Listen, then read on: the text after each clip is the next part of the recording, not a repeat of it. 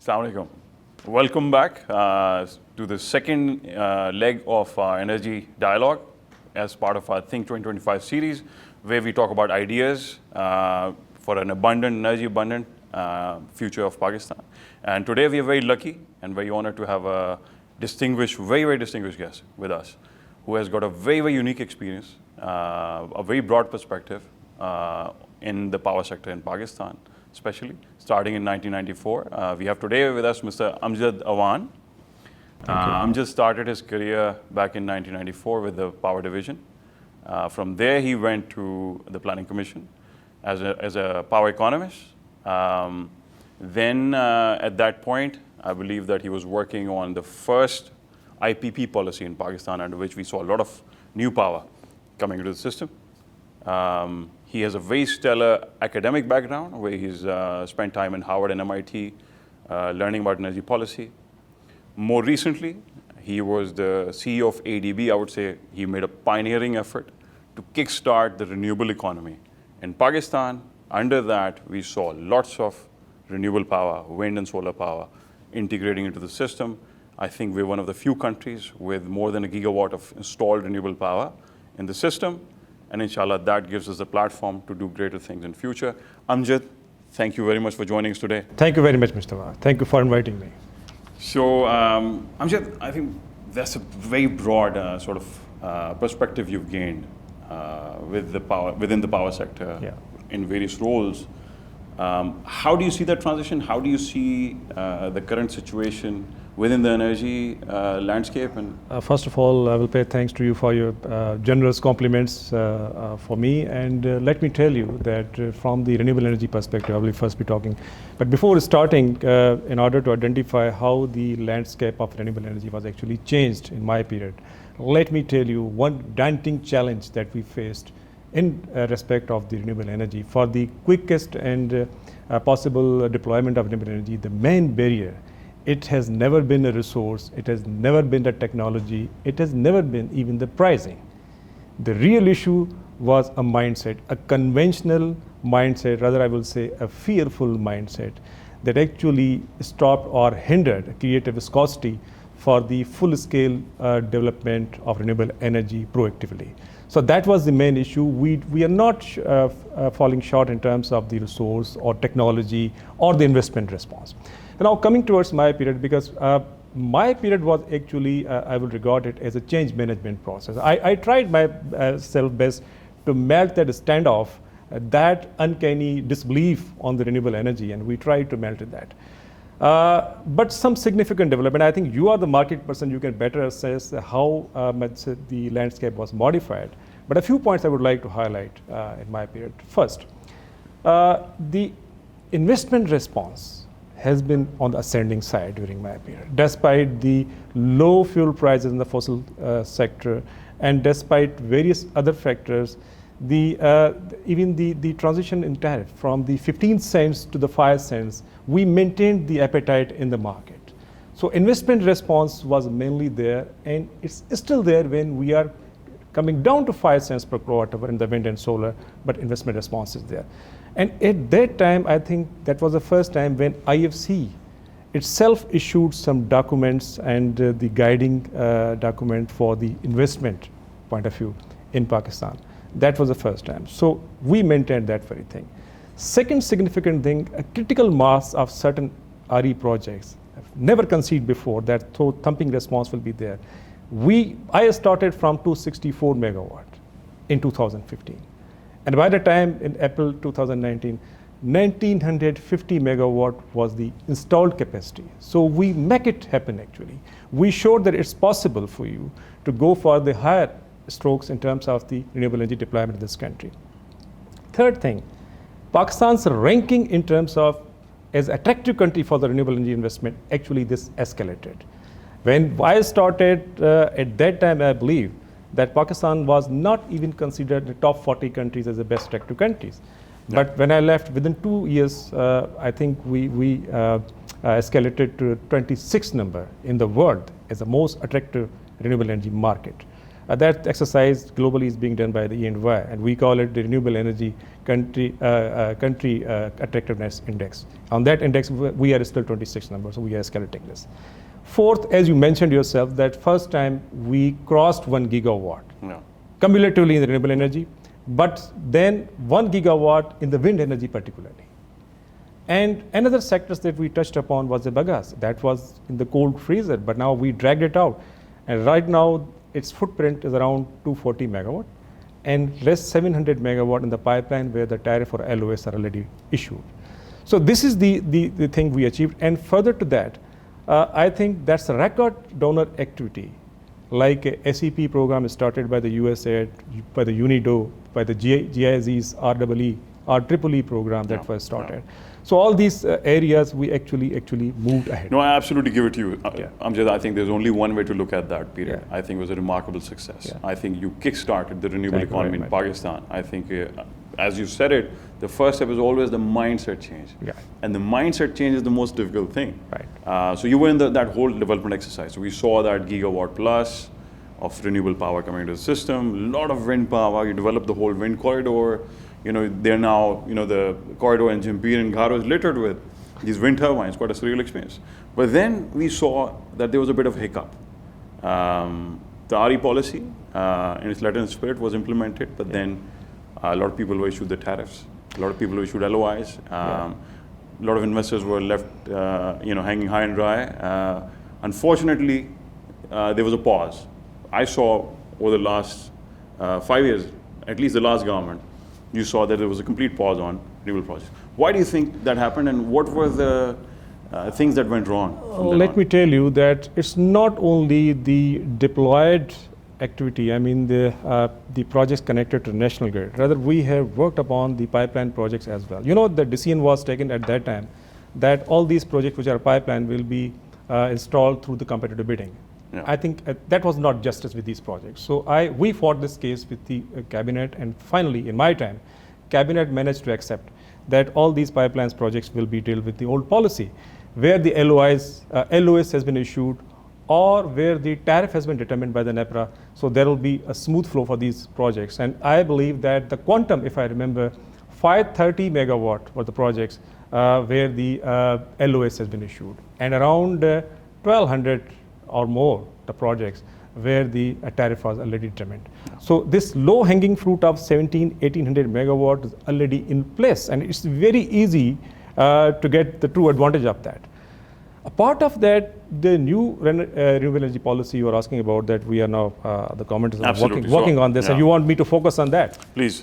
Let me tell you that energy policy, or so I'll interject. I think you wrote an article recently yes, on that policy. I'll be talking about this. And I think in that article you mentioned that there was no need for a new policy. I'm coming towards this.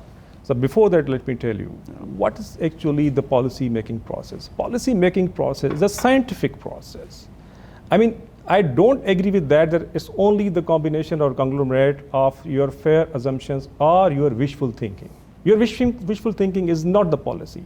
Policy must have some concrete scientific assumptions, and you must know about the cascading impact of your today's decision that's going to happen after a couple of years or more years. So in that way, policy making is a complex exercise in which you have to put all these things and hold the paraphernalia in that.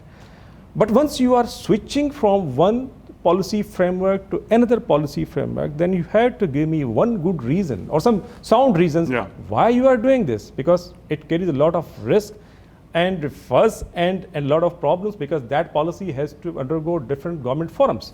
Even the provincial governments will be involved. So this question, I think, must be addressed, why we are entering into that. What was the problem they were solving? And the problem that whatever you want to achieve this policy, was it not possible from the previous policy, and what you want to achieve from this policy that you cannot achieve from the previous policy? So these questions must be addressed. Now coming towards this, the need of the policy is my first argument. You have to prove that why do you need this policy? If you want to go for the competitive bidding, let me tell you that even in the previous policy, you have the option of the competitive bidding. You have the option of the different tariff, the cost plus regime was there, and FIT was there, and bidding was there. So it depends upon government's choice, what option they want to pick it up. So that was the broad options there. Yeah. But now you have squeezed up all these options for the mature technologies, and you are saying that you have only one option of competitive bidding. That means you are putting all the eggs in one basket. If you are failing, I'll tell you what's new in this new policy. Definitely. They've got this G2G provision, which seems brand new. You wrote you read my article very, I think, meticulously. Let me tell you, in this policy, there are certain conflicting factors within the draft until it is not modified. But in the draft, there are certain conflict inside, inherent conflict inside, that we had to address very blankly and very bluntly. For example, this policy mentions that a roadmap of the renewable energy is given in that. I mean, setting target doesn't mean the roadmap. The good thing is this: you set target for 30% to be achieved by the year 2030. And second good thing in this policy, I'm going towards the positive sides of the policy. You are saying that actually renewable energy is not demand specific.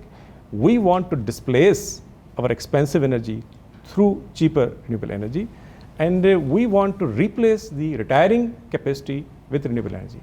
These are the good phenomenal changes inside this policy that we set targets. But because of these things, you need not switch to one policy to another policy. Because if you look into that, the procurement modalities and methodologies, role of the stakeholders, and even the fiscal and financial incentives is almost the same. Yeah. So the basic body and spine is same. So now, because you are enhancing the scope to some further technologies, and you want to add the targets into that, and because of these reasons you are switching from one policy to another policy, I think it's too risky at this stage. And one, as you mentioned, the G2G. Yeah. Now, G2G provision of the draft policy, what actually it talks about? It tells that for mature technologies, the doors are closed for the normal investors. But if there is G2G deal between the two governments, Pakistan government and some other government, then those projects will be procured on the cost plus tariff. So this is a dichotomy. And on the other hand, you are saying that your demand is going to be low for the next 5-7 years. So with lower demand, let's say you need 5,000 megawatt, and if you are entering into competitive bidding scheme, and all the investors are mobilized properly, and they deployed their investment, but at the same time you strike a deal with another government, then you are giving edge to that deal, and you are saying that then they will be allowed for the cost plus tariff. I remember just one of the companies from these foreign governments is saying 4,000 gigawatt megawatt they want to so integrate. Actually, what you are doing, you are drawing a line. You are actually discriminating the conventional investors who are actually trusting your policy. So what will happen when you will do like that? Then naturally the investors' confidence will be fractured. Fair point. So I think you did touch upon the conversion element for renewable energy. Yeah. And I keep saying at different forums that there's this about 6 to 7 gigawatt of captive power that is being generated using fossil fuel through very inefficient means by industries and other consumers in Pakistan. Not a lot has been done to bring that power back to the grid. There's that capacity trap in the system where the government is saying we've got more power than we need. The demand forecasts were wrong and we bought more power. What do you think can be done to bring that power to the grid and maybe replace that with renewable energy? I think the situation that you mentioned is a lamentable situation, and it's all about the, let me say very crudely, is the mismanagement. Because if you straighten your wires and conductors, and if you give them the option, I think the cheaper source of electricity can be provided to these plants, and I think you can replace this heavy and expensive electricity through that. You mentioned about the capacity trap, and I will link this with the capacity trap. Now, what's happening wrong in this scenario? You know, conventionally, we always made planning on the basis of capacity. And the reason behind, at that time, the fossil fuel was mainly involved, and that the capacity factor was almost same. For the gas plants or the coal plants, there is slight variation, but the capacity factor is same. But when you are involving renewable energy like a wind and solar, even the wind and solar has different capacity factors. Yeah. The wind has a 36, 35% capacity factor right now. It's escalating, but right now it is. Yeah. and the solar has a 20% or 18% is that. So while the different capacity factors are involved in your system, you had to plan in accordance with the energy and not capacity. So that's why you signed too many agreements on the capacity basis, and now you are trapped in the capacity. But I will suggest at this forum, as I'm sitting with you, that future future planning based must be the energy. And on the basis of your true energy demand, you have to deploy the true capacity or true energy. Well said, Amjad. I think the big misconception is to focus too much on capacity. Yeah. You're comparing two different technologies. Fossil fuel, where you're burning primary fuel through inefficient engines, wasting like 50%. And that gets converted into power. True. On this end, you've got wind and solar, which are directly generating electricity. So it's like chalk and cheese. And one more thing I would like to add. The gestation period is also small in terms of renewable energy. Indeed. The quick set installment. Yeah. I mean, whatever the demand in your mind is, within 2.5 years, you can deploy a certain source. Yeah. And while we are talking about renewable energy, one particular advantage, I mentioned a lot of advantage of renewable energy, but one particular advantage I would like to mention. Yeah. That's the flexibility in deployment. I mean, through solar or wind, you can establish the huge parks of the gigawatts level. 5,000 megawatt, 10,000 megawatt you can generate. At the same time, you can deploy at a micro level as well. Yeah. The rooftops. I mean, this is actually, I often said, it's a street technology. You have to popularize it. You have to make it public. And people are very much inclined towards it. They need awareness about that. In AEDB, in my time, we developed financial models at residential, at commercial, at industrial levels. And we try to spread this information across the board to let people know what are the actual advantages and how much IRR will be, prospective IRR will be when you develop or deploy the micro level renewable energy. So frankly speaking, at this level, there is no harm in terms of the affordability. There's no harm in terms of sustainability and accessibility. At all levels, renewable energy can feed your fears. Absolutely. Available, affordable, sustainable. I think all three are ticked by renewable energy, and I agree with you that one particular point is not mentioned in the policy. That's accessibility. Accessibility. You're more than 50% of population are without access to electricity. There is no other means to connect them except the off-grid renewable energy through wind and micro wind and solar. These are the technologies. You can connect these 50 million people. So I foresee it's a market, not liability. Amjad, I want to touch upon that. So I think there were a lot of successes you touched upon in the last policy. And I think while you were there, we saw net metering, and I think we saw net metering reformed over that period multiple times. There were new versions, you were listening to feedback, and I think the industry was very appreciative of that. It took us a while because I think it's a big system and discourse took time, their sweet time to adopt That's a long story. That's a long story. I'm sure you know all about that. But I think a few areas that we did not do enough about were off-grid. As you put it, a large chunk of our population is without access to electricity. No matter how much renewable power we put on the grid today, they will not get access to that. And you correctly pointed out that renewable has a solution. So why is the policy silent on that? Even this draft policy I saw, there's just one line attributed saying, market forces will determine the future. Why is the policy silent? Why is this lopsided? It's simply we indulge the complacence. While saying that market forces are going to decide about this, I think this is... They haven't decided for the last 70 years. It's oversimplifying the thing. I mean, at some level, you have to regulate the market. And once you start regulating the market for the off-grid, the natural response is this. It's not about regulation. It shows the interest of the government that they are serious in this very sector. So it's not only about regulation. Amjad, you correctly pointed out that a part of policy is incentive. Absolutely. And right now the incentives are lopsided. Absolutely. On this end, for the large IPP, you've got sovereign guarantee, you've got a lot of incentives like dollar-based tariff, you've got access to the grid. Nothing on this side. And why would an investor go to the off-grid? And actually, I'm telling you that it's mainly because of the rush as well, because many counterparts and stakeholders are involved for the off-grids. And they all are disconnected to each other. For example, the provincial governments were given this charge. A lot of NGOs are working for the off-grid. But there's no coherent work. I mean, no stakeholder is connected with another to give you the true picture of what actually is happening. There are certain areas, for example, the role of provincial government is very prominent. They have to identify the pockets where they want to go for the off-grid because the land is at their end. And then the donor activity, they are also ready, but government can take this charge. once the guidelines and certain levels of regulations are introduced for the off-grid, at least to show some seriousness. And I'm telling you that the word accessibility should be put in this policy to show that government is serious in terms of accessing, making outreach of these people to these technologies.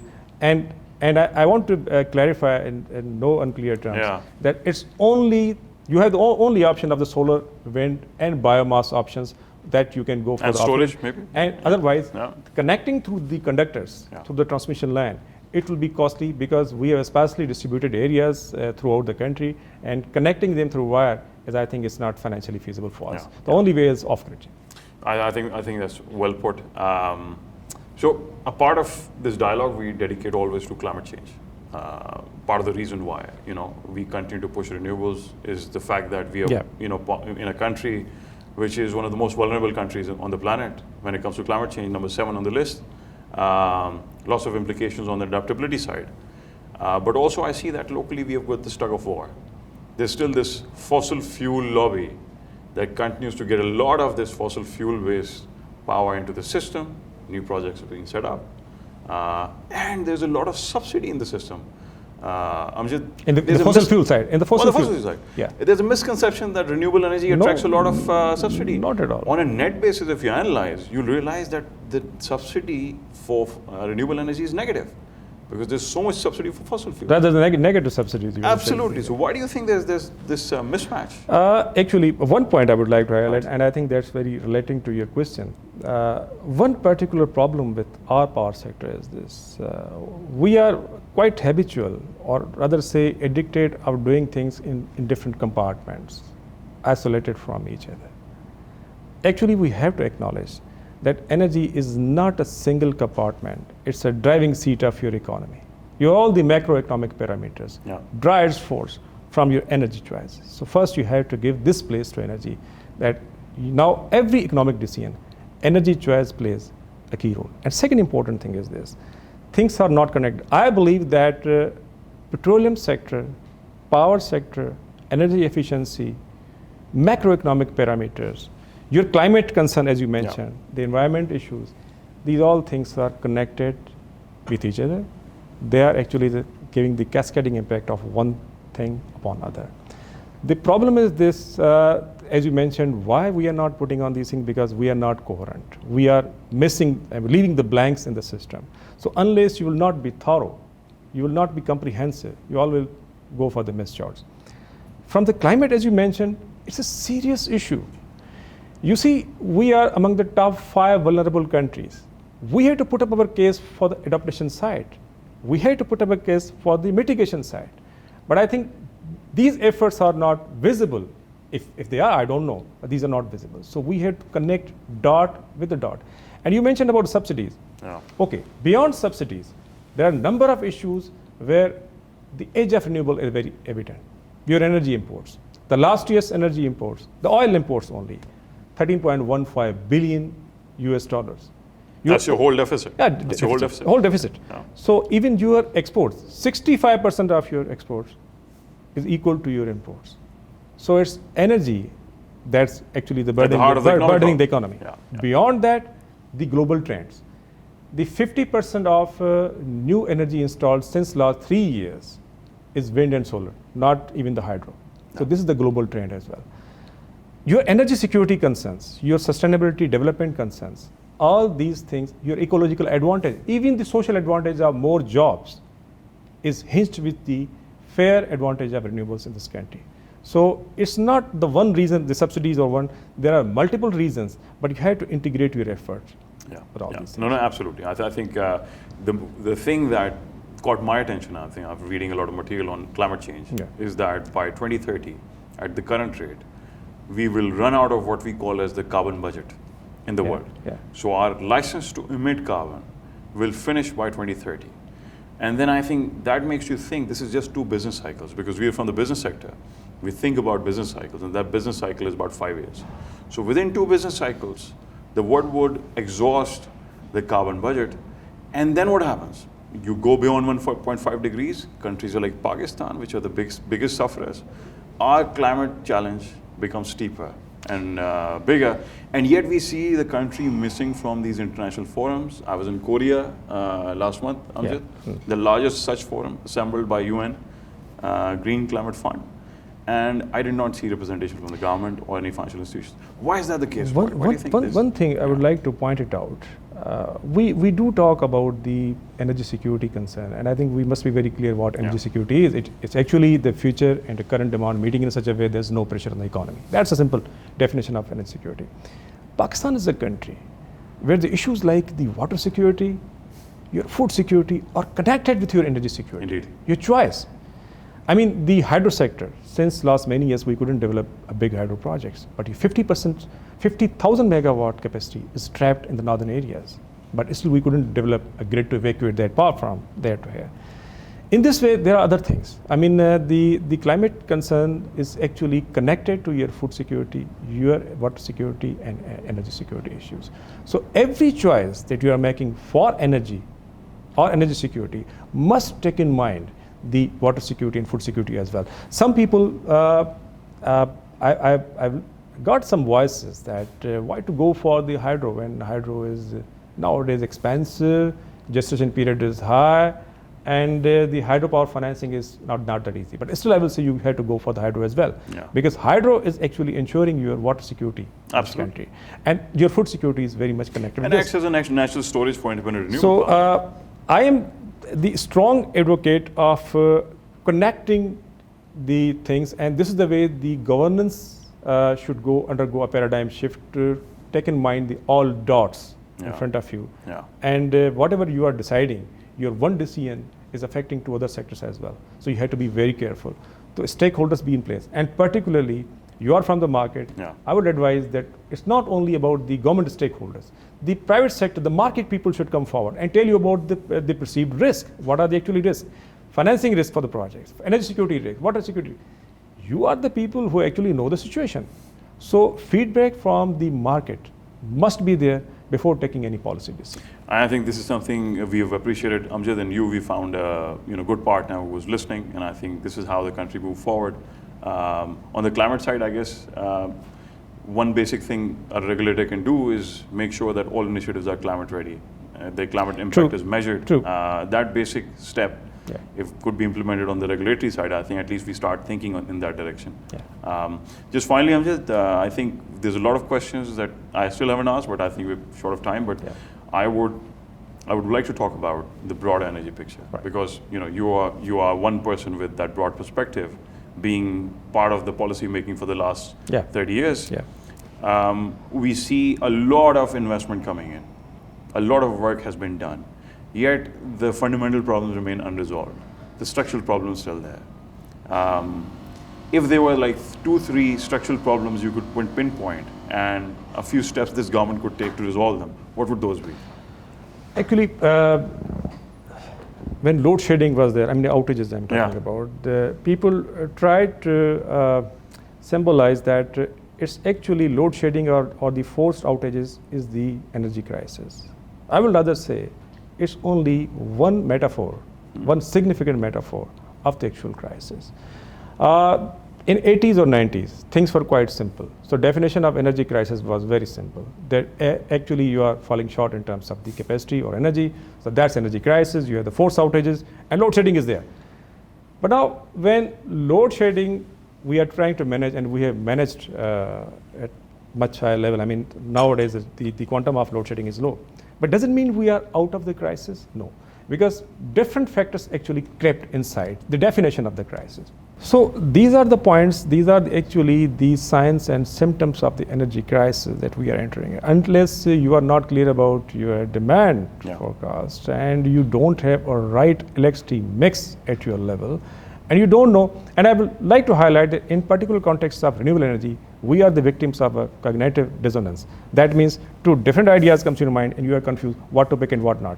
So while dealing with the renewable energy, which is varying and fluctuating, we are intoxicated with the conventional base load system as well. Now base load model or system and its definition is fastly evolving in the world, and the concept of base load that has become archaic and it's obsolescence. So simply you have to move out of that. Secondly, we are placing the targets for 30% or 25%, but if roadmap is not there, that means we are again the victim of cognitive dissonance. The things are not, two things are coming in our mind, and we don't know where to pick and where not to pick. So these issues need to be dealt. And finally, I will say that, I mean, as I mentioned, that stakeholder coordination for any policy change must be there. We cannot afford to be whimsical.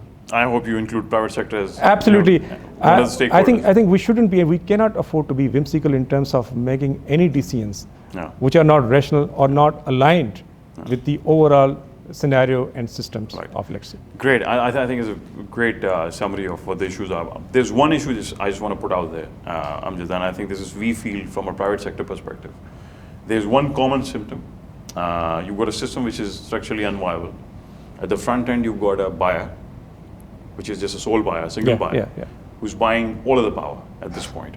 And I'm sure you've looked at the evidence, we've looked at the record of, at what rate we've bought power at certain times. So power is being bought, single buyers. A single buyer is buying more expensive power than what the market should be paying. And then the single seller, which is again the government, is losing 20-25% of that power in the system. Those are your T&D losses.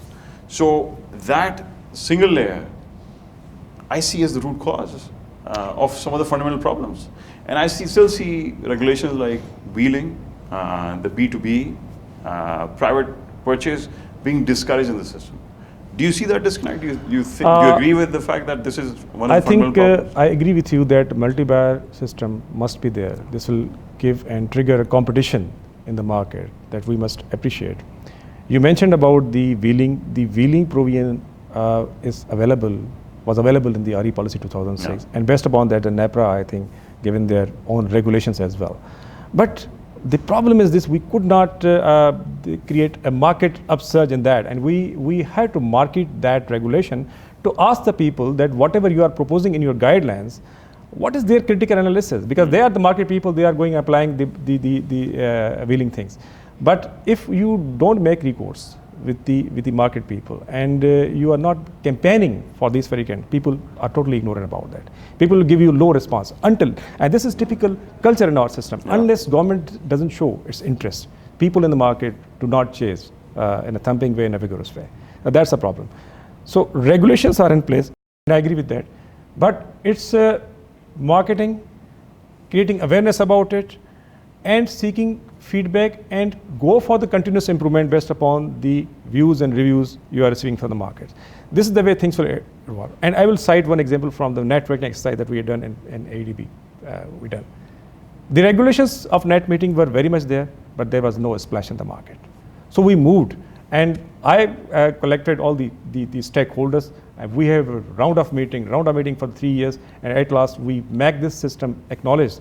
And now there is certain quantum of net metering in the market. It's mainly because we anticipated. We didn't shelve the policies in our shelves. We come forward, we try to apply it, and we involve the stakeholders. This is the way the wheeling should deserve. I fully agree with you. I was going to quote that as an example of how successful policies, through iterative process, can go from just a policy on the shelf to an implemented policy delivering a lot of benefits to the market. Amjad, it's been a real pleasure talking to you with your unique perspective. I've learned a lot, and I hope our viewers have learned a lot. So thank you for bringing your ideas to this forum. Thank you, Mr. Awan. Thank you very much.